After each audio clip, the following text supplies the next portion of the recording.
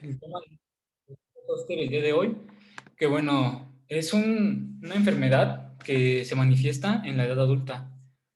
Y pues supongo que todos conocemos esta enfermedad que precedió antes, que fue varicela.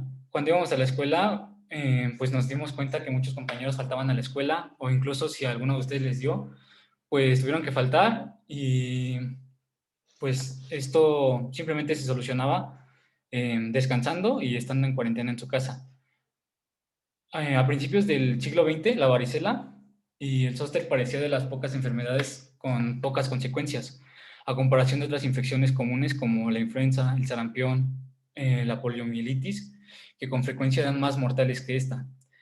Hubo poca demanda en el tratamiento porque ambas infecciones fueron leves y autolimitadas gracias al sistema inmunitario. La esperanza de vida era más corta de lo que es hoy. Entonces, al ser más corta, quiere decir que la gente vivía menos. Lo que quiere decir que ahorita hay más viejitos y esto predispone a que se desarrolle herpes zóster en edades más avanzadas. También, conforme ha avanzado los tratamientos contra el cáncer, o la propagación de infecciones contra HIV, o entre otras cosas que hacen o favorecen la inmunosupresión, ha aumentado la prevalencia de herpes zóster.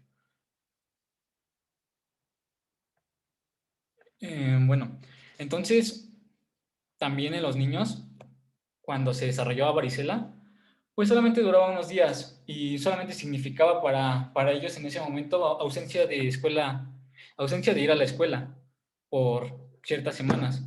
Y no, los planes de estudio de las primarias, secundarias permitían que pudieran faltar sin que hubiera consecuencias y pues en su mayoría había una persona adulta que los cuidara. Pero esto predispone a las personas que enfermaron a tener herpes zóster y sus complicaciones que no son tan deseadas como como la neuralgia posherpética. Entonces la prevención aquí sería la mejor opción sería la vacunación, que ahorita al final vamos a ver si era cierto que era mejor que los niños fueran a la casa de un niño enfermo para contagiarse o simplemente pues es mejor no enfermarse. Entonces, primero, para introducir a herpes, pues tenemos que entender o recordar lo que era la varicela, que es la enfermedad primaria de este virus. Entonces, se presentaba en niños, es decir, en pacientes de edad pediátrica, se presentaba un rash maculopapular rojo que podía progresar inmediatamente a vesículas con base eritematosa, que tenían exudado y progresaban posteriormente a costras. Aquí podía haber un rash asincrónico, donde se encuentran vesículas, costras, a diferencia de otros exantemas. La distribución era centrípeta, es decir, que ocurría en el tronco, en la cara y en la región proximal de las extremidades, y que podía haber un prurito intenso. Entonces los pacientes debían de evitar rascar las heridas porque pues aparecían cicatrices, pero pues esto es fácil de recordar, ¿no? De recomendar no rascarse. También podían manifestarse como fiebre, faringitis, malestar y mialgias.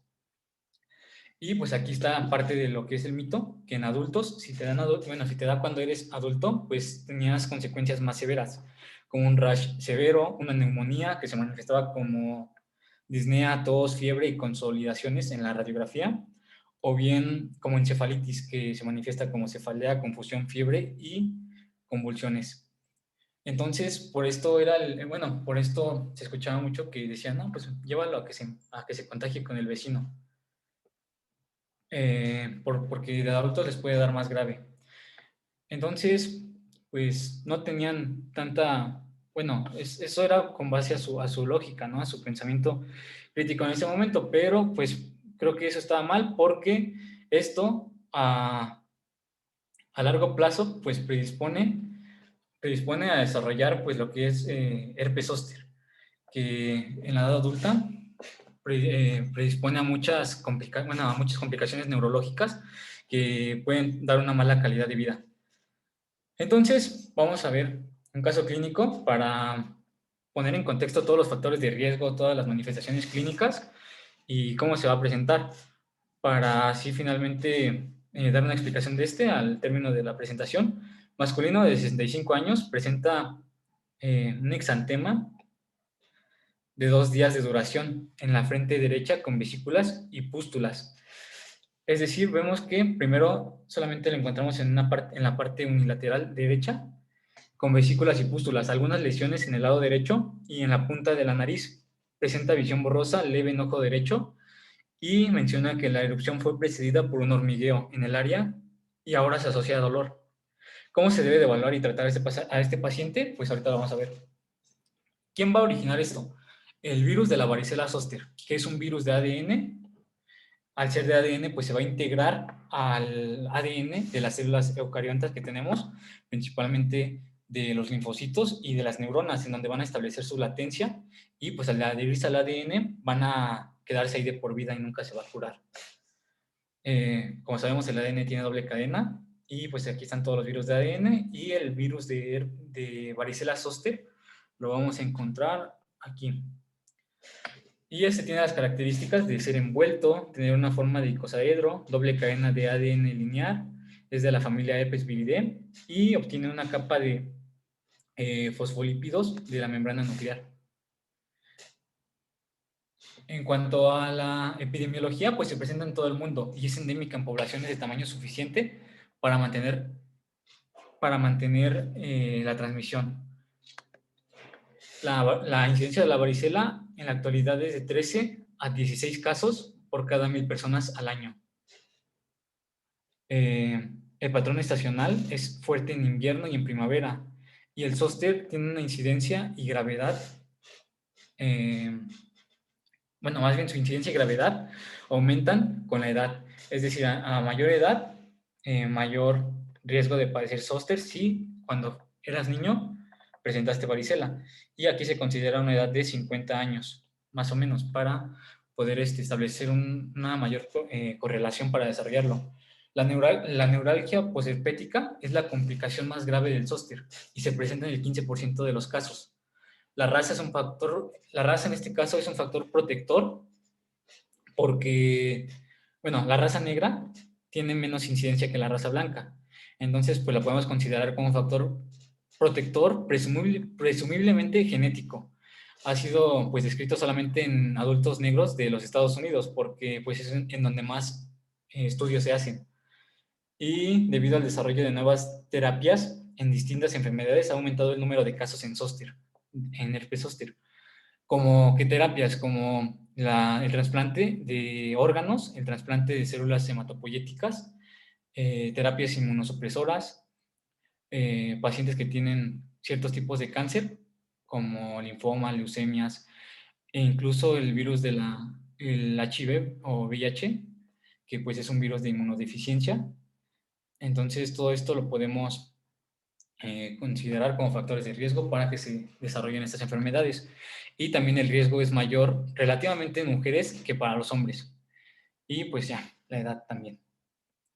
Desde que se aprobó la vacuna, se ha visto una disminución muy, muy marcada de la incidencia de nuevos casos de herpes.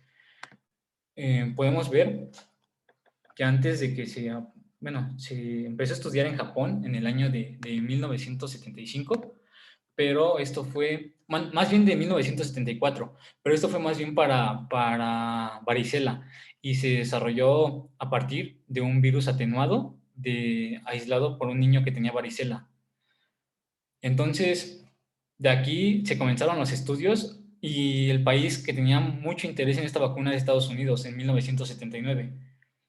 Entonces, pues se siguió estudiando, se fue estudiando hasta que se consideró que era una vacuna muy segura y que era más segura que infectarse por el virus de la varicela zoster.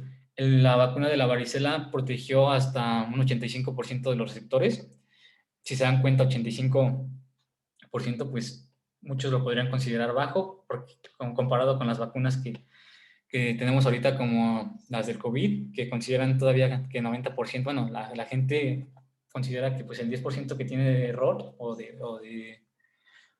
donde falla, pues consideran que es muy alto, pero más bien casi todas las vacunas se manejan en estos porcentajes. Entonces, si se maneja en este porcentaje, vean todo lo que disminuyó la prevalencia de casos por cada 100.000 habitantes y esto fue en cuanto al desarrollo de la vacuna del herpes zóster desarrollada por Hope Simpson, que postuló que la inmunidad, bueno, se dio cuenta que la inmunidad contra herpes disminuía gradualmente con la edad.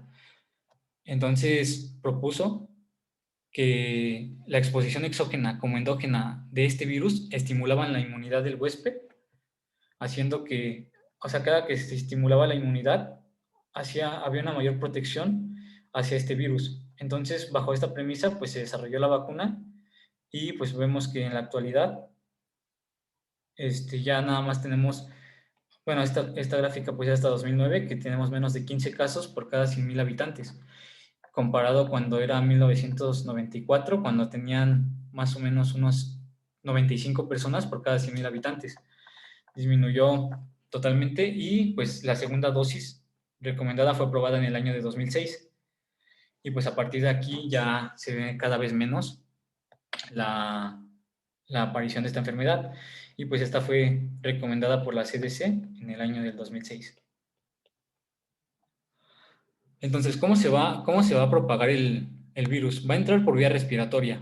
No quiere decir que se transmita por gotas de saliva o algo así, pero sí se transmite por la piel. Las lesiones de la piel tienen una alta carga viral y esto va a ser la principal forma de cómo se van a transmitir los virus de herpes zóster, pero va a entrar por el tracto respiratorio. Es decir, pues aquí podemos ver que lo está inhalando. Bueno, creo que este es un dibujo de un gato, pero el herpes zóster es solamente de los humanos. No sé por qué hicieron con gato, a lo mejor es una imagen de un experimento, pero bueno, entra por vía respiratoria, se va a replicar en los linfonodos o nódulos linfáticos locales que están cerca del pulmón. Esto va a ocasionar una viremia primaria y se va a establecer en vaso y en hígado. Una vez que está en vaso y en hígado, va a generar una viremia secundaria y esta viremia secundaria va a hacer la que, bueno, cuando se infecten los linfocitos, los linfocitos van a ser los responsables de llevar este virus pues a la piel y se va a manifestar como un rash en la piel y va a ser pues lo que conocemos como varicela. Una vez que la infección cede o que la infección se autolimita en la infancia, pues se queda latente para toda la vida en los ganglios de la raíz dorsal de la médula espinal. Y si se reactiva, es decir, si disminuye las defensas inmunitarias, pues se puede reactivar y a esta reactivación le vamos a llamar herpes zóster. Entonces, aquí pues otra vez la historia natural. Tenemos primero pues el día cero, en donde empieza la infección primaria. Pues vemos que se autolimita y cuando se autolimita comienza a haber sí, un mayor nivel de células con memoria hacia este virus. Este es este eje, el eje vertical, es el que representa, o el eje de la X, es el que representa los niveles de defensas contra este virus. Y pues vemos que tiene un umbral, que cuando pasa esta línea, quiere decir que ya estamos protegidos.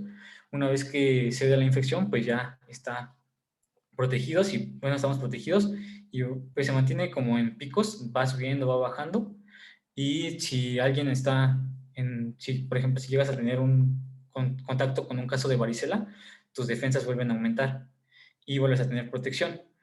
Pero esto pues es todavía hasta ciertos años, pero ya que avanzan los años y que ya estás más viejito, no sé, unos 50 años, y tus defensas disminuyen por debajo del umbral de este nivel crítico para mantener inactivo al virus de herpes zóster, se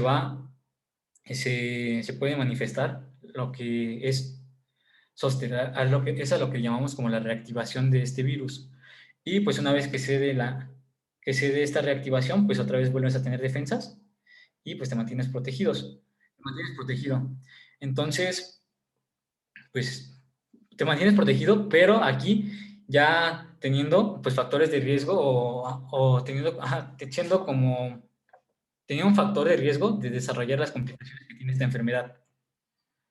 Pero si estás inmunocomprometido, si el paciente está inmunocomprometido, pues esta respuesta no va a ser igual, pues se puede mantener aquí abajo, solamente va a levantar poquita inmunidad. Entonces, pues no siempre es así esta gráfica, ¿no? Entonces, pues la reactivación de este virus la llamamos herpes zóster, que se establece en los ganglios de la raíz dorsal de la médula espinal. Entonces, pues si nos acordamos de cuando vimos histología de las neuronas, pues teníamos unas neuronas que se llaman las neuronas pseudomonopolares, que estas pues están en la médula espinal, en la parte posterior o en la parte dorsal. Pues vamos a hacer un dibujo de una médula espinal para ver cómo es que se reactiva o cuáles son las teorías que hay. Y pues esta es una médula espinal, es la parte de la sustancia gris, y esta sería la parte de la sustancia blanca. Bueno, recordemos que en la parte posterior, pues siempre nos decían que primero se formaban las raicillas nerviosas, después la raíz posterior, que sería esta, y de este lado igual lo mismo, pero estas serían las ventrales, y sería algo así. Entonces, cuando se une, nos forma un nervio espinal. Y en la parte dorsal, como está cerca, como esta parte está, es aferente, es decir, la información viene así, es una información que recibimos del medio externo, pues tiene neuronas pseudomonopolares que se encargan de integrar esta información. Y aquí es donde se va a mantener latente el virus. Aquí se va a mantener latente por toda la vida. Pero la teoría que existía antes era que pues teníamos aquí nuestra piel, ¿no? Fíjense que son las células basales, y pues aquí la vesícula, ¿no? Sobre su base eritematosa, que sería esta. Y pues aquí tenemos muchos virus. La teoría que existía era que había un transporte axonal retrógrado, y esto era lo que hacía que entraran los virus al soma de la neurona o al ganglio y se mantuviera latente de por vida. Pero, lo que sea, pero pues esta teoría se dejó de utilizar cuando pues se encontraron ciertos aspectos que no tenían nada que ver, porque recordemos que el sistema nervioso siempre va a tener dos partes, ¿no? Una parte derecha y una parte izquierda.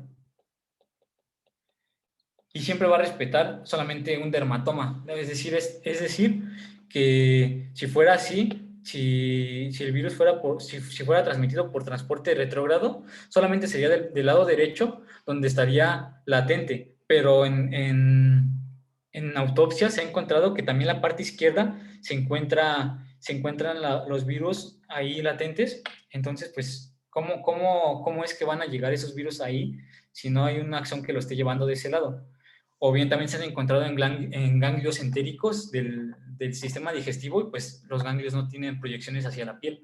Entonces la explicación que se dio pues es por la viremia, que llegan por sangre. Llegan los virus por sangre y pues aquí se establecen por mucho tiempo. Entonces, pues esto, bueno, esta es la primera explicación, que es por virus, y la latencia se establece porque pues estos virus se integran al ADN. Y pues cuando hay una respuesta inmunitaria adecuada, pues estos virus no tienen replicación. Entonces, si no tienen replicación, pues no va a haber una carga viral en sangre y pues no va a haber ninguna manifestación. O sea, se van a mantener ahí apagados, se va a mantener inhibida pues su replicación. Pero cuando existe una disminución de las defensas, pues otra vez se vuelve a activar. A ver, vamos a poner defensas. Ya que disminuyeron las defensas, pues ahora sí, la replicación puede comenzar, y esta sí puede viajar a través de los virus que se replican aquí, sí pueden viajar mediante el transporte anterógrado. Y por eso en el herpes zóster solamente bueno, vemos que las lesiones son unilaterales en el dermatoma afectado.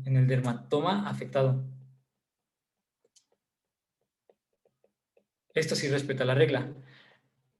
Y bueno, regresando a la presentación, pues aquí podemos ver lo mismo, ¿no? Que aquí se va a mantener el virus en latencia por mucho tiempo, que es esto, y una vez que se reactiva por medio de transporte anterogrado, pues va a viajar el virus a la piel y se va a manifestar solamente de un lado.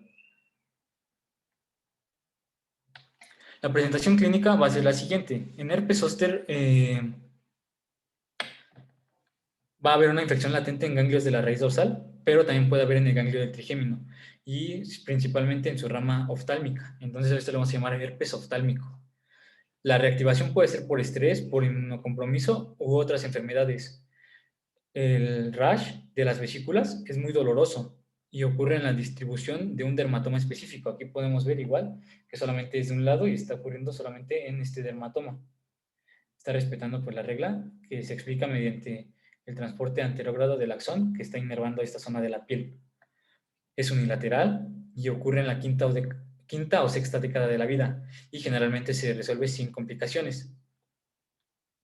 Pero vamos a tener una complicación que se llama neuralgia posherpética, que es un dolor crónico residual localizado en el dermatoma involucrado. Es decir, una vez que se cure el paciente de estas vesículas, va a aparecer un dolor en esta zona y le va a doler y este dolor va a ser punzante, constante, intermitente o intenso. Y puede durar muchos meses. La prevalencia aumenta 10% con la edad en pacientes con varicela. Es decir, que a los 70 años va a tener un 70% de probabilidad de tener neuralgia postherpética. Y pues en esta imagen podemos ver la afección de la rama oftálmica del trigémino, que es la 5.1, y podemos ver cómo pues sí está respetando pues esta parte de la inervación del nervio trigémino, y pues aquí podemos ver las lesiones típicas o características. El diagnóstico, bueno, antes de pasar esto, perdón, vamos a ver la neuralgia posherpética. Y pues hay varias teorías, ¿no? De por qué se produce el dolor. En primer lugar, pues recordemos que el sistema nervioso pues tiene nociceptores que pues se establecen en la piel y son las terminaciones nerviosas libres. Y estos se van a activar cuando hay daño, cuando hay un daño externo. Pero si no hay un daño externo, es decir, no hay nada aquí que esté dañando pues esta parte de la piel, ¿por qué se va a originar? Pues es por una ¿cómo se llama? Sí, es un dolor neuropático, es decir, de origen, pues no es un origen externo, sino es un origen del sistema nervioso. Y pues si recordamos, pues aquí van a estar los virus latentes. Entonces hay varias teorías. Si nos acordamos del potencial de acción, pues podríamos ver que era así más o menos y que la despolarización se daba por la entrada de sodio y la repolarización por la salida de potasio. Y pues esto era un umbral de 70 milivoltios. Entonces, así mantenía las neuronas su conducción nerviosa. Entonces, este virus puede alterar los canales de calcio, puede hacer que haya una hiperexcitabilidad, puede alterar en general la fisiología de las neuronas, puede en general alterar la fisiología de las neuronas y puede hacer que haya muchas despolarizaciones así. ¿Y a qué se parece esto? Hay un trastorno de la excitabilidad nerviosa y esto se parece a lo que es la epilepsia, a lo que son las convulsiones, perdón. Una desregulación de la conducción nerviosa y por eso podemos tratar el dolor neuropático cuando no responden a los tratamientos cuando no responde a los tratamientos como lo es los AINES, que son los antiinflamatorios no esteroideos, a los analgésicos opioides. Podemos tratarlos con algunos antiepilépticos, anticonvulsivos, que es como por ejemplo el valproato o la carbamazepina, que pues estos sirven para epilepsia, para regular la excitabilidad neuronal y pues han sido muy buenos, se han demostrado seguros y eficaces ante el dolor de esta enfermedad. Y pues ahorita vamos a ver cuáles son las indicaciones que tienen pues usar estos fármacos y cómo, bueno, pues vamos a ver que no son los de primera línea para tratar el dolor, pero se pueden llegar a utilizar cuando este no se dé. El diagnóstico lo vamos a hacer mediante presentación clínica, o sea, no lo vamos a confundir nunca con un herpes tipo 1 ni con un herpes tipo 2 por las manifestaciones, porque principalmente lo vamos a encontrar que la manifestación principal es en tórax o puede ser en la parte oftálmica. Y si recordamos los otros herpes, pues es genital y en la boca. Entonces, pues no lo vamos a confundir, aparte por el dolor y por el tipo de lesiones y por los antecedentes.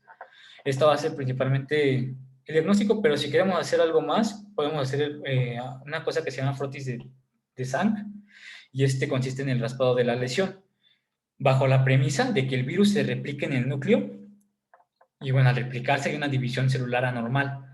¿Por qué? Porque, como les había dicho, el virus invade el ADN, y esto va a, pues, a generar alteraciones como una división celular anormal.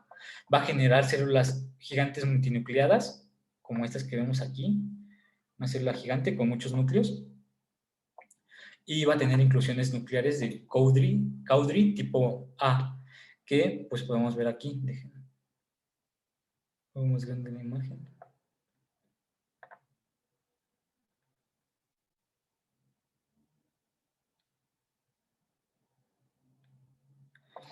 Y bueno, podemos ver pues cómo hay una división celular anormal y cómo pues tiene sus inclusiones nucleares que son eosinofílicas, que pues son estas cosas. Y podemos ver por aquí. Podemos ver otra. Y pues esto es lo que vamos a encontrar principalmente en lo que es el frotis de sangre.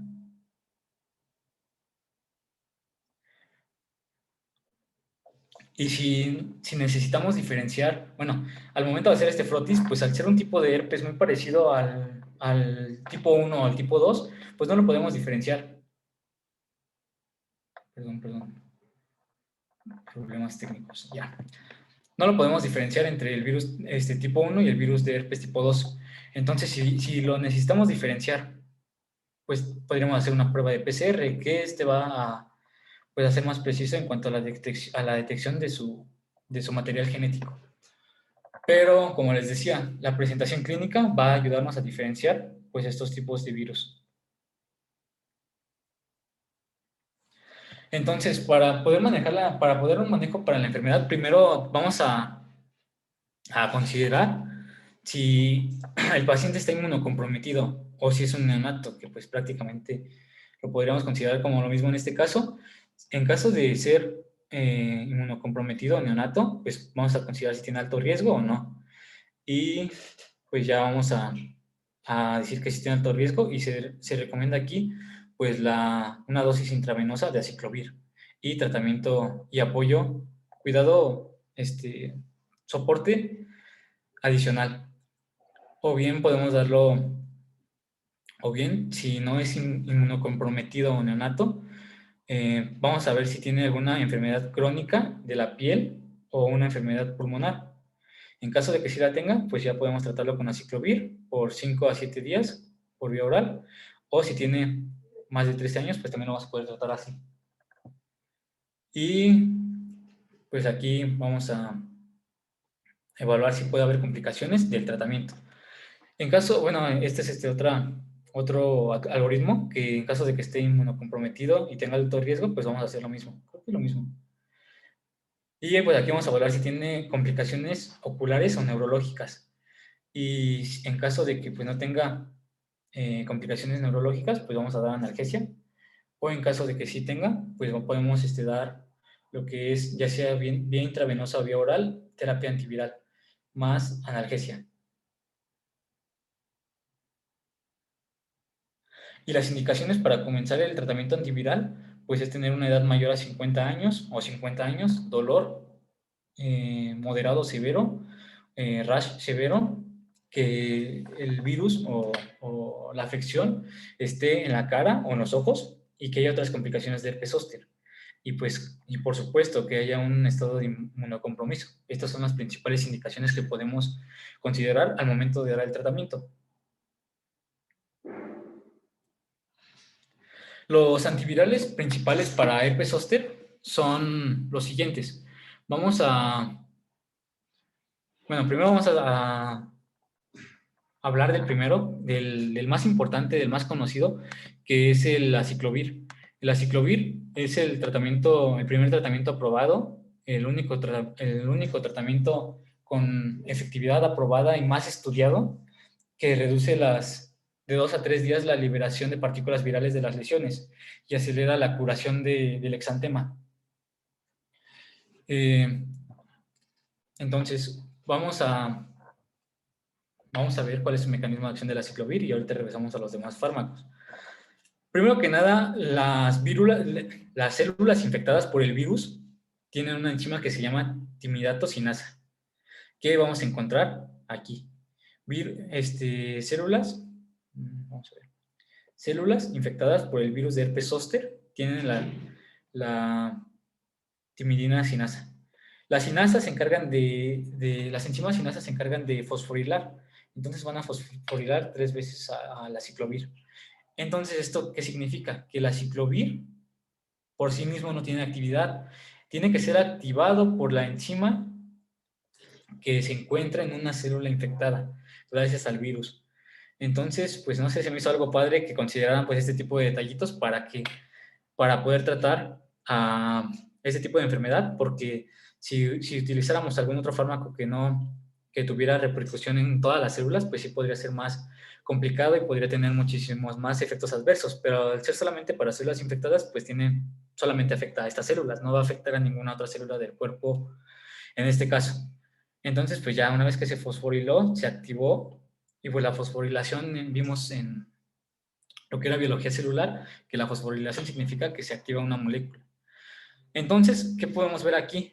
Que una vez que se activa, va a aparecerse mucho, el aciclovir activado se va a parecer mucho a un nucleócido análogo de oxiguanosil trifosfato, y este va a ser incorporado al genoma viral, y pues y va a ser incorporado a la parte 3' del ADN del virus, y pues no va a tener su parte 3'. Entonces, al no tener esta parte, no va a poder la polimerasa viral de ADN, no va a poder integrar nuevos ácidos nucleicos al ADN. Entonces, se va a detener la replicación. Se va a detener la replicación, y al no haber replicación ya no va a haber nuevos virus, y pues aquí se van a morir las células infectadas. Ya se va a detener pues todo esto de, del virus. Entonces, esto nos explica por qué no se pueden usar antivirales en la parte latente de la enfermedad, porque en la parte latente no se está replicando el virus, o sea, no se está llevando esto a cabo. Entonces, para la parte latente o la infección latente, está contraindicado, porque pues no tendría sentido usarlo, solamente pues se iría al riñón a ser orinado. Y pues esto pues debemos de considerar que pues al irse al riñón, si el paciente tiene si tiene enfermedad renal, pues tienes que hacer un ajuste de dosis. Las indicaciones pues son para prevenir recurrencias, sobre todo en pacientes inmunocomprometidos, y se puede utilizar por años, pero no, solamente en pacientes inmunocomprometidos. En la semana 36 de gestación o más se puede utilizar. En las encefalitis se puede utilizar, es en donde principalmente se utilizan. Por ejemplo, las encefalitis virales más comunes pues son por herpes tipo 1, y pues en estas se utilizan. O sea, se utilizan en general para herpes tipo 1, tipo 2 y para zóster. En TORCH, que es en neonatos, se puede utilizar, y en infecciones pediátricas. Estas son las principales consideraciones que debemos de tener en cuenta para estos pacientes. Y pues nada más así súper rápido. Recordemos que en pacientes normales va a ser por vía oral, y en pacientes inmunocomprometidos va a ser por vía intravenosa. La dosis, pues, la dosis recomendada pues va a ser de 800 miligramos al día, y lo malo de la ciclovir es de que se tiene que administrar varias veces al día, por 3 o 5 veces al día, 72 horas posterior al inicio del exantema. Entonces, ¿esto qué significa? Que es algo muy incómodo para las personas estar tomando 3 o 5 veces el mismo tratamiento, porque se les puede olvidar, puede ser pesado, o porque simplemente no, pues les interesa tratarse, ¿no? Pero pues yo digo que sí, porque pues es algo muy molesto. Entonces, qué se ha hecho contra, bueno, qué acciones se han llevado a cabo para así resolver este problema? Pues hay unos fármacos que tienen una vida media más larga, que son el valaciclovir y el fanciclovir. Y estos pues se administran menos veces al día y esto es más cómodo. Y ahora, bueno, la desventaja de estos dos, la desventaja de estos dos es que son más caros, pero ahora en la actualidad ya existen productos genéricos de estos fármacos y son mejores en términos de farmacocinética, es decir, pues en cuanto a vida media y en farmacodinamia, es decir, en cuanto al mecanismo de acción, y se deben utilizar de manera preferencial, pero pues en México se sigue recomendando mucho el aciclovir. Además, pues estos no están tan estudiados como el aciclovir. Y,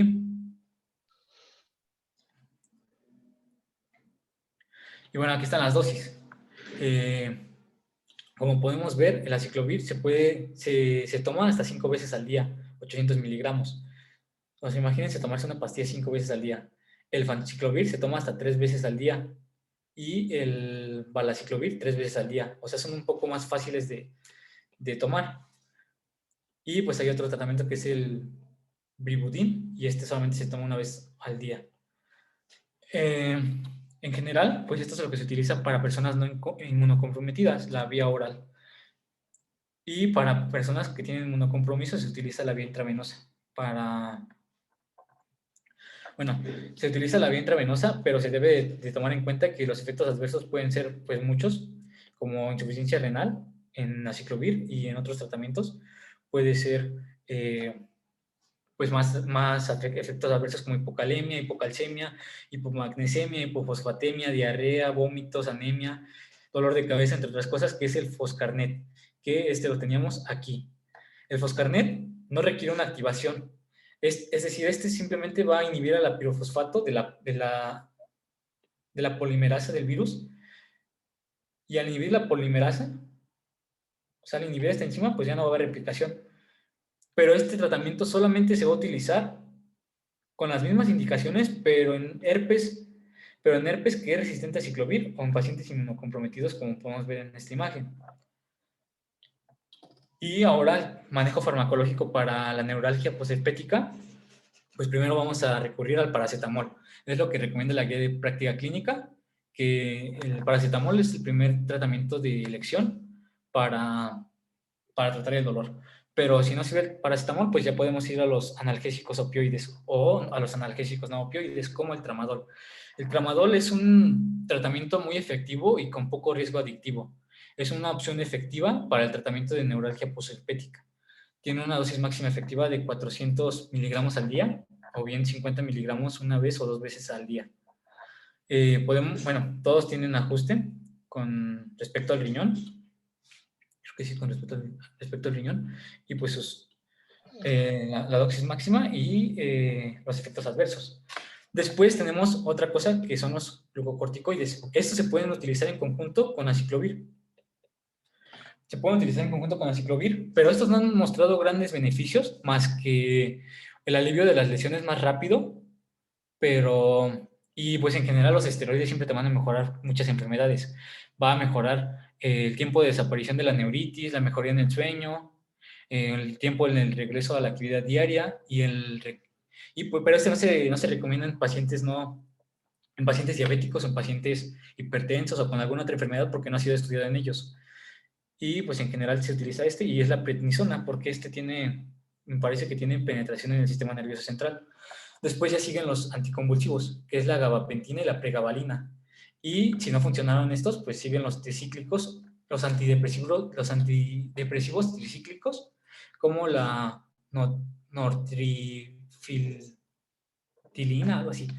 Y si no funciona podemos utilizar la terapia tópica, que consiste en un parche de lidocaína al 5%, pero pues nada más es como, pues es, eh, sí es local y no ha mostrado muchos beneficios, pero sí ha disminuido la intensidad del dolor en cuanto a la escala del dolor que utilizamos. Y se han hecho otros, bueno, a la doctora pues siempre le gusta mencionar otras terapias y la única que encontré pues fue la que se ha buscado en acupuntura, si hay beneficios, pero no ha demostrado utilidad en estudios con metodología sólida. O sea, sí se ha hecho y algunos dicen que sí tiene beneficio, pero pues quienes son más estrictos dicen que no tiene metodología sólida, entonces no se ha demostrado una cierta utilidad de la acupuntura para el dolor provocado por el herpes. Y después tenemos las complicaciones neurológicas y pues aquí vamos a retomar el tema, un poquito del tema que expuso Valeria de parálisis facial, que, bueno, parálisis facial, que era la periférica, que era la parálisis de Bell, y el síndrome de Ramsay-Hunt, que pues es una parálisis facial también. Las dos, y pues si recordamos así bien rápido, pues tenemos aquí la corteza motora, tenemos el tallo cerebral y teníamos los núcleos motores del nervio facial. Estos núcleos motores, bueno, aquí vamos a dividirlo en derecha y en izquierda. Tiene una parte superior y una parte inferior. La corteza motora, pues acuérdense, se originaba de las áreas motoras, de las áreas de Brodmann, de 4 y 6, pues venían así, ¿no? Inervaban tanto al núcleo, a la parte superior del núcleo motor del facial, como a la parte inferior, cada parte. Entonces, pues teníamos algo así. Pero la parte superior del núcleo del nervio facial es inervada por ambos hemisferios, pero la parte inferior no. Entonces, si había aquí para diferenciarlo así rápido, si había aquí un defecto si había aquí un daño de estas neuronas motoras superiores, pues íbamos a encontrar una parálisis facial central, que simplemente iba a afectar a un cuadrante unilateral. Solamente iba a afectar a un cuadrante porque, por ejemplo, si dañaba esta parte, pues no iba a servir, se supone que no debería servir esta parte de la cara, pero el hemisferio contralateral está haciendo algo de trabajo que no hace este hemisferio y pues está dándole función a esta parte de la cara. Entonces esta era la parálisis facial, pero esta no se va a encontrar en el virus de herpes zóster. Lo que se va a encontrar pues es una infección, es un daño periférico principalmente, que pues es una afección del nervio facial, que lo que quiere decir es de que ya sale el nervio facial, desde aquí, pues a, pues a la mitad de la cara. Entonces, si dañamos al nervio facial, cualquier parte dañada por el virus, en este caso, pues nos va a dar una parálisis de Bell, que es pues la mitad de la cara. No va a poder, una cara simétrica, no la va a poder gesticular, va a ser ipsilateral a la lesión y va a ser unilateral. Entonces, pues bajo esta premisa vamos a ver que... ¿Dónde está? ¿Dónde está? Acá está. Bueno, aquí podemos ver que pues ya de aquí venían las neuronas de la corteza, pero estas no van a estar afectadas, entonces estas no nos importan, pero esta parte sí. Entonces la parálisis facial se podía ver así, en la mitad de la cara. Entonces estas dos complicaciones, la parálisis de Bell y la parálisis y el síndrome de Ramsay-Hunt, pues podríamos encontrarlo en caso de la parálisis de Bell por una afección del nervio craneal 7, que es el nervio craneal facial. Y el síndrome de Ramsay-Hunt es por una afección del ganglio geniculado, que es un engrosamiento del nervio facial. Y pues acuérdense que siempre al virus le gusta estar en los ganglios. O sea, le gusta estar ahí latente. Al virus le gusta estar latente ahí en los ganglios. Entonces, pues aquí, en este caso, va a estar afectando al ganglio geniculado. Y si nos acordamos que el nervio facial viaja junto al nervio vestibulococlear, que es el 8, pues también puede afectarlo, ¿no? Entonces se va a manifestar como vesículas y dolor en una oreja. Y pues está asociado a parálisis facial, que pues podemos ver aquí. El síndrome de Ramsay-Hunt consiste en una parálisis facial más una erupción vesicular en el pabellón auricular o en la cavidad oral. Pues podemos ver pues, aquí que está afectado y pues aquí podemos ver la parálisis facial. Bueno, supongo que es esta parte la que está dañada porque la que está jalando pues es esta, la que tiene fuerza. Entonces, pues estas son las dos principales complicaciones que tienen que ver con la parálisis facial y con el tema que vimos pues hace algunas semanas. Y otra complicación que es ¿cómo se llama? El herpes oftálmico, pues es por una afección de la rama del trigémino, que es B1, bueno, 5.1, que es la rama oftálmica.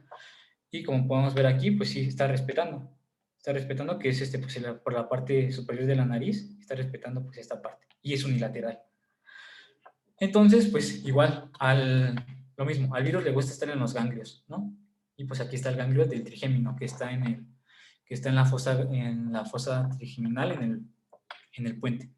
Entonces, pues así podemos pues encontrar las principales manifestaciones. ¿Y qué encontramos aquí? Una meningitis aséptica. Es decir, que no vamos a encontrar nada en el líquido cerebroespinal o cefalorraquídeo, pero pues vamos a encontrar que pues todas las manifestaciones de una meningitis, los síndromes meningios, o una encefalitis. Pero aquí no está, creo que, bueno, sí, hay una encefalitis. Y esto va a ser por una afección, y esto va a ser por la entrada por el nervio trigémino. Pues ya entró el virus por vía nerviosa, y pues ya está aquí bien cerquita el cerebro, ¿no? Entonces, pues de aquí nos va a dar la meningitis o la encefalitis, que podemos ver que es por el sitio de reactivación es por el nervio craneal 5, y pues también la encefalitis por el nervio craneal 5. Entonces, pues encontramos las principales complicaciones y cuáles son las vías de entrada de este virus. Y bueno, por último, nada más bueno, no es por último, la resolución del caso clínico, pues nos hablaba de un paciente de 56 años que tenía las lesiones características en la rama oftálmica del trigémino, y lo que se le debe de dar es una terapia antiviral oral, porque no estaba inmunocomprometido, no mencionaba nada. Debemos de dar una medicación para el dolor. Podemos empezar con un opioide. Si no se da el dolor, podemos agregar gabapentina, y debemos derivar de manera inmediata con un oftalmólogo, porque puede tener muchas complicaciones en el ojo. Puede dar una uveitis, entre otras cosas, retinitis, entre muchas otras cosas del ojo. Entonces, pues es mejor que se la mandemos al oftalmólogo y que él haga su trabajo y no deje que avance más pues las complicaciones. Además, debemos de advertirle al paciente que evite el contacto con personas que no hayan tenido varicela o que estén en riesgo, que no hayan recibido vacunas, hasta que sus lesiones hayan formado costra por completo.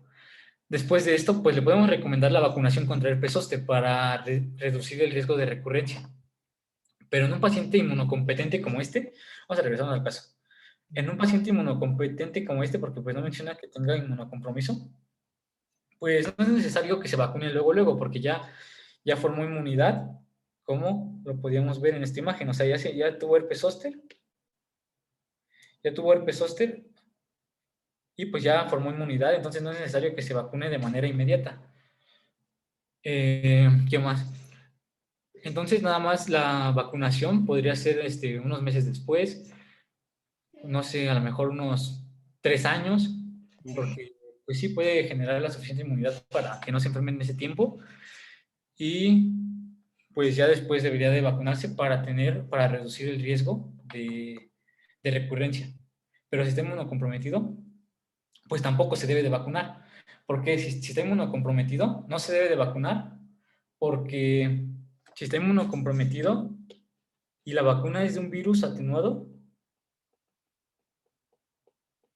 y no tiene defensas, pues es muy probable que el paciente se enferme y que le cause más consecuencias de los beneficios que le podría dar la vacuna. Pero si el paciente si es inmunocompetente, pues sí se puede vacunar.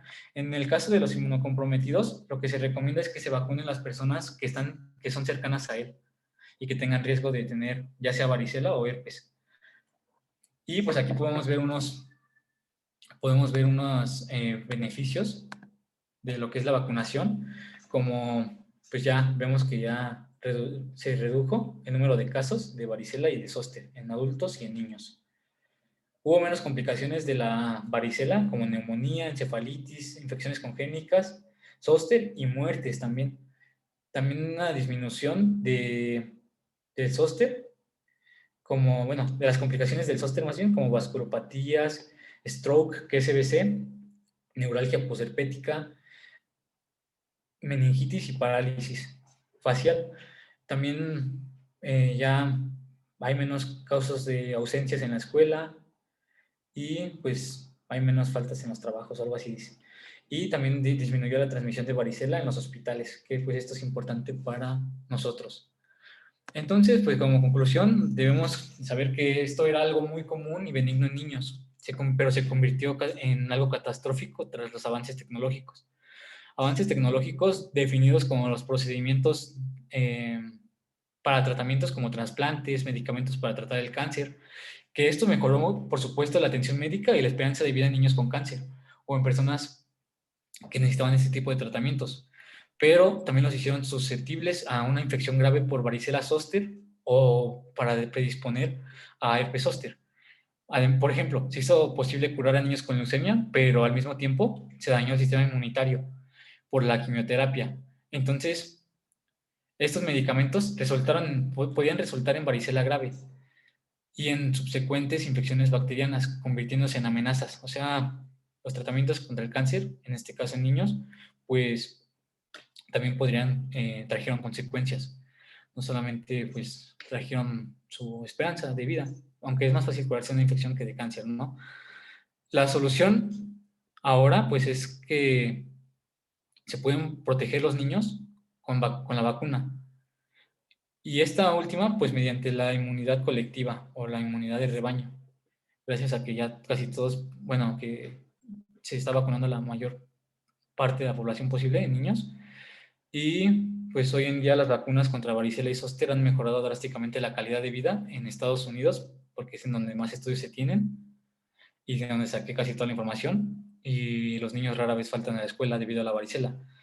Y pues ya como comentario final, pues no es recomendable que manden a sus niños o que nos mandaran a que nos contagiáramos con el vecino, porque esto solamente predisponía a que pudiéramos tener complicaciones o que en el futuro pudiéramos tener herpes zóster cuando tuviéramos alguna situación de inmunocompromiso. La mejor opción siempre va a ser la vacuna y pues ahora que existe ya hay que aprovecharla. Y sería todo.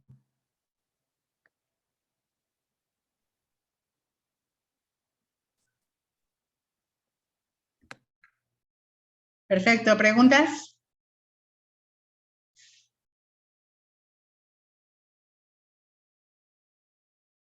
¿A quién ya le dio varicela?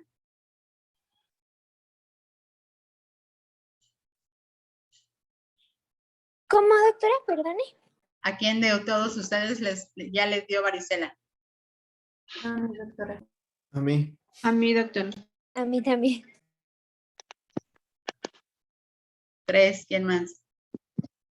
A mí también, doctora. ¿No? Anteriormente era sumamente común. Empezaba un niño en la escuela y era parejo para todos, ¿no? Entonces, algunos inclusive tienen marcas en la cara de las lesiones que dejaban. La varicela era sumamente común actualmente gracias a la vacunación que existe disponible para los niños. Afortunadamente, pues esto se fue reduciendo, haciendo que la infección por varicela ahora sea menos común, ¿no? Sobre todo en las ciudades donde tienen acceso a servicios de salud. Muy bien la plática, yo creo que fue sumamente completa. Se hablaron de todas las asociaciones del el herpes zóster como tal. Y no es infrecuente, la mayoría de ustedes puede llegar a conocer a alguna persona que ha sufrido este tipo de lesiones que son evidentes porque son dérmicas, al igual que en la parte neurológica. Son lesiones sumamente dolorosas, sumamente limitantes en cuanto a la activación una vez que el paciente pues empieza con la sintomatología, ¿no? Que al principio es solamente dolor sumamente intenso porque estás hablando de todo el trayecto nervioso que se está desarrollando por la infección viral. Entonces es un dolor sumamente intenso y difícil de controlar en la etapa más álgida. Y pues después viene la situación de lesiones dérmicas que padecen los pacientes, que pues también es todavía más limitante. Se habla que un promedio de los pacientes pues tienen una etapa productiva, en su etapa laboral, hablan de un promedio de 30 a 40 días de incapacidad, lo que genera pues un costo en cuanto a la incapacidad de los pacientes, porque no pueden laborar y se sigue pagando su salario. Entonces, esto es en cuanto a la situación laboral. Obviamente, hay pacientes que desarrollan en base al sustrato, permítanme tantito.